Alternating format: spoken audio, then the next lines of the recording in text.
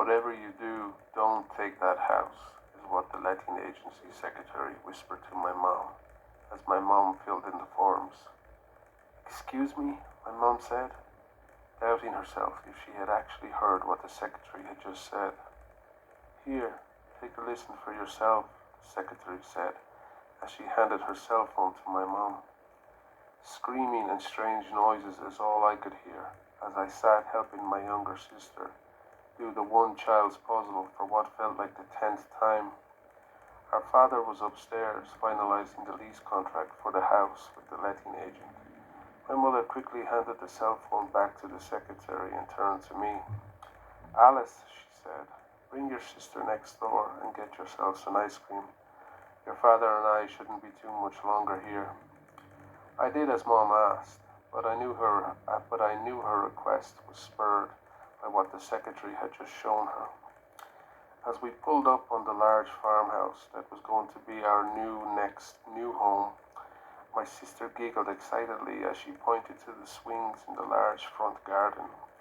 Back of the house and its smaller garden had a more ominous feeling to it, partly due to it being cast into shadow by the giant trees of the thick mountain forest that bounded it, but mainly due to my mother, whose usual ironclad positive demeanor was in such stark contrast to those of my dad's and excited younger sister. The delivery truck arrived soon after, and by evening time we were all but moved in. Being a military family, a house was only temporary to us, and I had seen many of them in my 12 years. My sister, on the other hand, being only 4, still had that new house exuberance, as she begged me to explore with her all the rooms of the house. Later, with my sister fast asleep, I replayed over and over those screams and strange noises that the secretary had played for my mom. I never eavesdropped on my parents, but my mother, no matter how hard she had tried, had not shaken off whatever she had seen on the secretary's phone. Given that we all had been so busy all day, I figured my mom would discuss it with my dad once us kids were asleep. Hearing my dad approach my room through the help of the creaky landing floorboards, I pretended to be fast asleep as he kissed my cheek. After a few minutes, I quietly approached their room, my many earlier forays with my sister, a cue of just where those creaky floorboards lay. What I heard creeped me out, and not at all what you want to hear on your first night in a strange house. My mom told my dad that the last occupants of the house had literally fled in fear. They had reported feeling the house shake at night, pebbles and what felt like fingernails scratching the windows, and even footsteps running across the roof. They always felt like they were being watched and never sat outside at the back of the house. At sunset, it was routine for them to close all of the blinds, both downstairs and upstairs. The final straw for them was when they witnessed the back door knob turning one night, followed by a deep growl as they raised their gun in the direction of the door. The house then began to shake as usual, and those screams that had become all too familiar to them could be heard all around them. It had even gotten to the stage where the local police had refused to investigate their claims, even threatening them with charges, believing them to be concocted stories and a total waste of police time and resources. My dad tried to laugh it off, claiming that the real reason why they had left is because they had tried to cut back the tree line and were being charged by the Parks Department as the forest is part of a national park. He then tried to further reassure her, telling her the history of the house and how the old lady who had owned the house had lived happily with her dogs right up to her passing almost a year ago. Dogs, my mom said. It was said that they had shot one of the dogs that the old woman used to own, and this is when the strange events began to happen.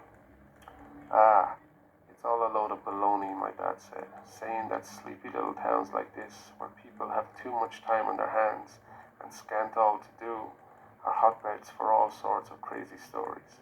And the letting agent had said that just about every local seemed to have a video on their cell phones of purported screams coming from around this house.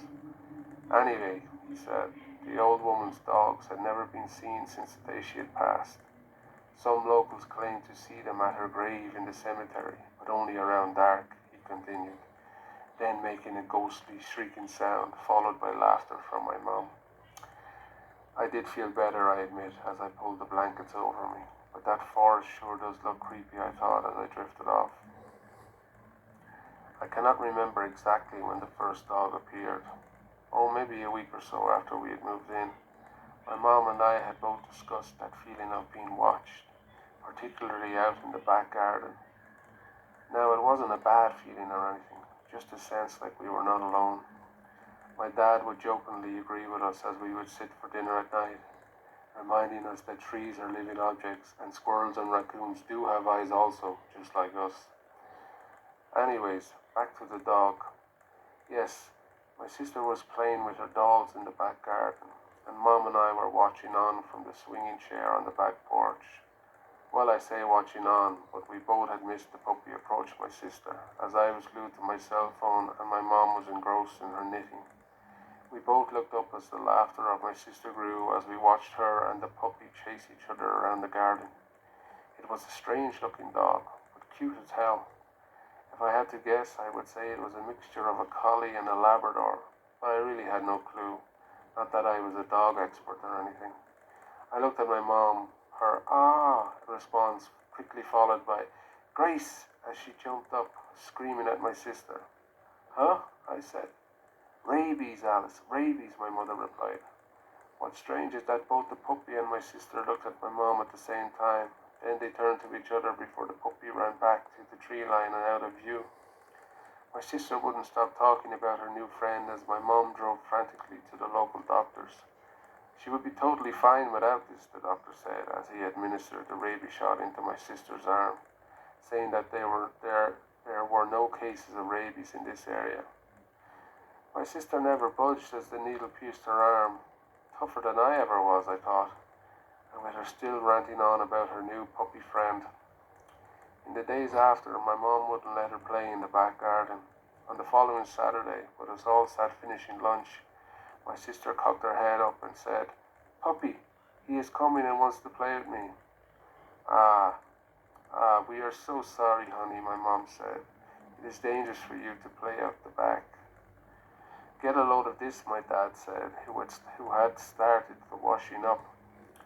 I got up and looked out the back window, and sure enough, the puppy was in the garden, just in front of the tree line and facing right at us. "Weird, right, Dad? Do you think our Grace is a psychic?" I said. "Come on, Gracie," my dad said as he threw the drying cloth down. "What?" my mother said. "Come on. You heard what the doctor said, and besides, she had her shot," my dad said. As we all went out onto the back porch, my dad tried to approach the pup with Grace in hand, but it kept running back into the tree line. "He's scared of you, Dad," I shouted. The more my dad backed up, the more the pup would come out. He left my sister and returned to sit with me and my mom on the back porch. As soon as he was sat, the other three dogs appeared from the tree line, a large one and two smaller ones. They just sat watching my sister and the pup play. "Do you think that these were the old woman's dogs?" my mother said. "Maybe," my father replied, as he went to fill a bowl with water. "Here, Alice, bring this for the pup," he said. I got to say that I was a little bit scared as I approached, not of the pup of course, but of the other three dogs. If they had ran for me and my sister, they would have been onto us before I could have carried her back to the house. The dogs didn't move as I laid the water down in front of the pup. He drank some and came to me, tail wagging. He was much cuter up close as I rubbed his belly, and was not stinky at all, something that surprised me for a dog living in the woods. With my fears having eased, I ran back to get a big pot of water and put it halfway between the pup, me and my sister, and the three dogs. As they approached, the fear did partly return, as their true size became clearer. They were huge dogs, but beautiful, like those show dogs you see on TV, in that their coats looked so clean. That day was the beginning of our time with our dog neighbors, as my father put it. For the next year, while we were in that house, we would call them our own. We didn't see them every day, but it was never more than a week that we wouldn't see the four of them on our back porch.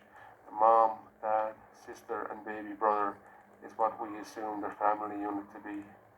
We would give them water, but they didn't like the dog food very much, no matter how many brands we bought for them. No, their favorite was liver that my mother would buy at the local butcher's, or better still, when my dad would shoot a big deer while hunting.